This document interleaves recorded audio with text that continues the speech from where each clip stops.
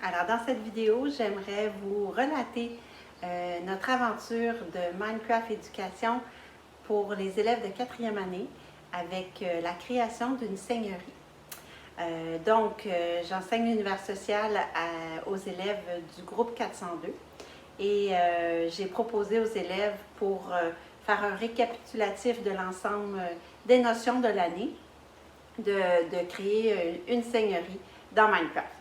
Alors, on a revu l'ensemble des notions en lien avec la Nouvelle-France vers 1745 pour l'agriculture, pour le mode de vie, pour la façon dont les colons se sont organisés lorsqu'ils sont arrivés sur un lot.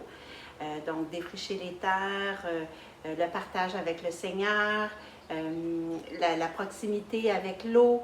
On a revu l'ensemble de ces notions-là. Et par la suite, les élèves se sont placés en équipe et on est allé explorer Minecraft. Certains étaient des experts et d'autres n'avaient jamais touché à Minecraft. Alors, vous allez voir dans le retour, là, certains ne connaissaient rien et à la fin avaient bien apprécié l'aventure. On est allé faire des découvertes dans Minecraft. Ensuite, dans Classroom, j'ai déposé beaucoup de documentation pour qu'on aille retourner voir différentes informations qu'on avait vues, pour que les élèves puissent dans ces informations-là afin de remplir un document qui allait décrire comment allait être leur lot. Donc, chacun a fait un choix d'un lot dans la seigneurie à partir du grand plan qui avait été dessiné sur une grande feuille. À la pige, les élèves ont choisi leur lot. Donc, il y a la seigneurie, le lot numéro 1 qui était la terre du Seigneur. Il y avait aussi la terre pour le moulin à farine. Il y avait la terre de la commune, la terre pour l'église, le presbytère, le cimetière. Et ensuite, des lots de censitaires autour de la terre du Seigneur. Et cette seigneurie-là, elle a été construite par mon garçon, Antoine Morancy, qui a créé le rang, les montées, le fleuve et a mis des arbres partout. Il a mis du foin, des bottes de foin pour séparer les lots, mais sinon, il y avait des arbres partout. L'objectif pour les élèves, lorsqu'ils arrivaient dans leur lot, c'était de défricher la terre. Donc, déterminer où la maison allait se retrouver, où il y aurait l'agriculture pour le blé, les semences, la grange. Il y en a qui ont fait un four à bois et ils ont défriché la terre de cette façon-là. D'emblée, les élèves, quand ils sont arrivés dans leur lot, ils étaient dans le rang et puis tout de suite, ils sont allés placer la maison rapidement là, sur le bord du rang. Et tranquillement, il y en a qui ont observé qu'on pouvait aller porter la maison un peu plus loin, réaménager autrement. Donc, dans le développement du deuxième rang, lorsque les élèves se sont rendus à la création d'un deuxième lot, l'aménagement était un peu différent. Ensuite, il fallait se questionner sur les matériaux d'époque versus les matériaux qui sont disponibles dans Minecraft, ou encore l'agriculture, les aliments qu'on peut planter, qui sont dans Minecraft et qu'on avait dans la Nouvelle-France. Donc, on est allé faire un tableau, un diagramme à veine pour identifier le centre, qu'est-ce qu'on a dans Minecraft et qui existait lors de la Nouvelle-France. Il y en a qui, lors de la création, ont oublié certains éléments. Vous allez pouvoir voir qu'il y a certains anachronismes lors de la présentation, lorsqu'ils font la visite de leur lot. Il y avait aussi l'élément de fenêtre. Lorsqu'on faisait nos lectures, on comprenait que la vitre n'existait pas à cette époque, que c'était du papier huilé.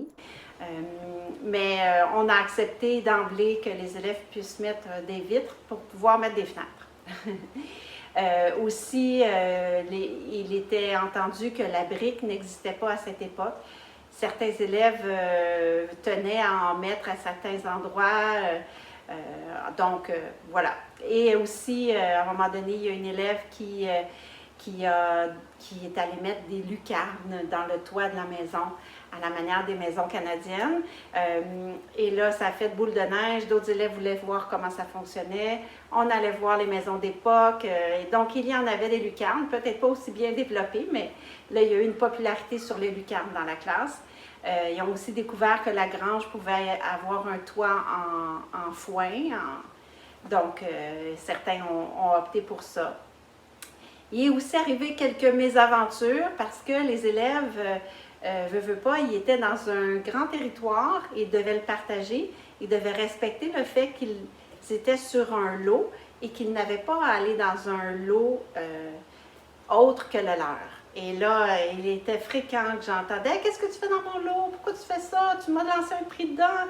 Tu as tué mon animal? » Donc, j'ai fini par créer un contrat d'engagement assez clair, assez détaillé, avec les conséquences du retrait d'une période ou plus s'il ne respectait pas ce contrat.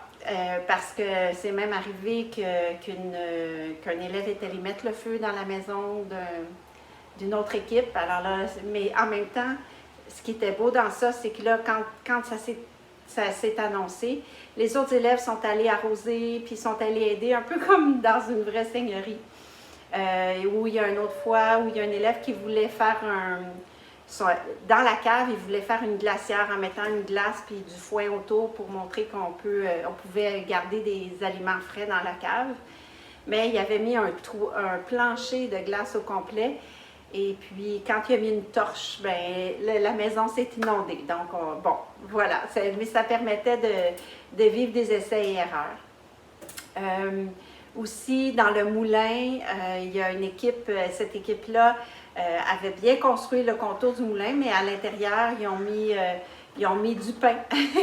Ils ont mis ce que ça donnerait. Et là, je leur ai demandé d'aller faire des recherches afin d'organiser le système pour faire en sorte que ce soit un vrai moulin qui allait moudre le grain.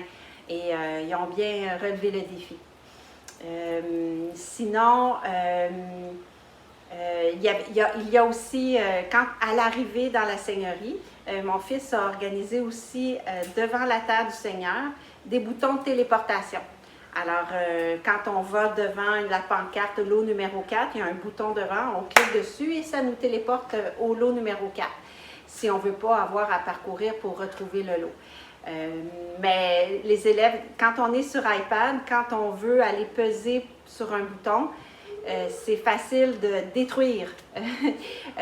Donc, certains avaient détruit tout autour, donc c'était une belle idée, mais finalement, les élèves préféraient s'élever, aller plus haut, puis remarquer, puis retourner. Ou encore, on avait quand même noté sur le grand plan, les coordonnées étaient toutes notées pour chacun des lots. Alors, ils pouvaient se téléporter au lot. Et d'ailleurs, sur leur feuille de travail, c'est la première information qu'ils devaient indiquer, c'est les coordonnées de leur lot. Alors, s'ils voulaient retourner pour se téléporter, il y avait les informations des coordonnées. Maintenant, pour l'enregistrement des visites, on était toujours sur iPad. Hein? Alors, sur iPad, on peut faire une capture d'écran vidéo. Donc, les élèves venaient dans un local isolé pour avoir le moins de son possible ambiant.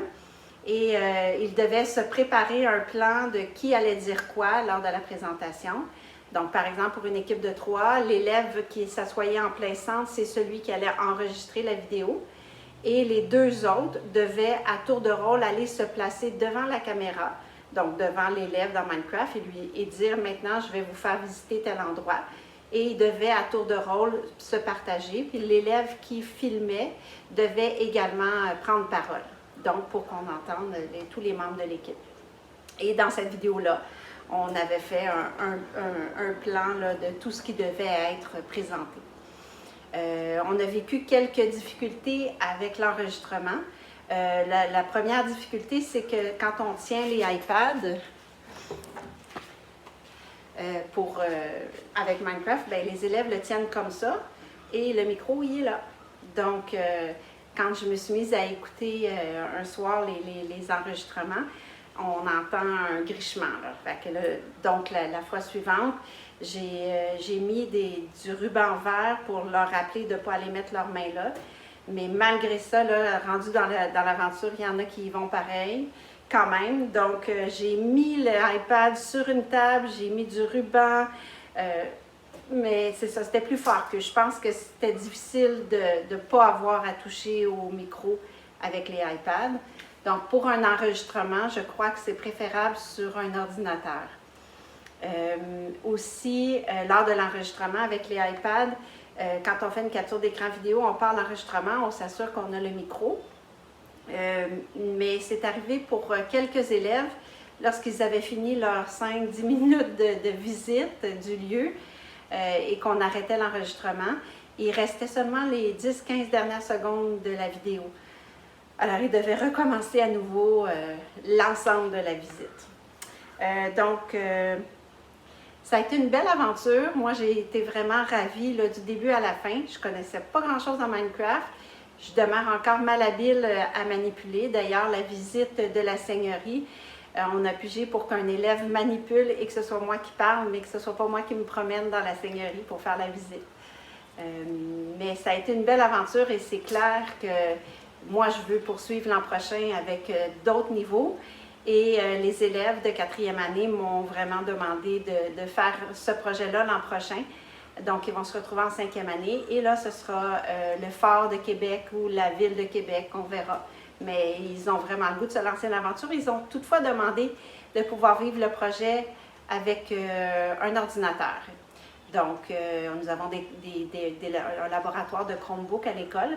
Je sais qu'il y a quelques bugs là, pour conserver le monde, mais quand on fait une seigneurie où tout le monde vient dans notre monde, il n'y a pas de bug là parce que les élèves viennent rejoindre mon monde. Donc, d'ailleurs, c'était un avantage, ça, d'avoir le monde dans mon ordinateur.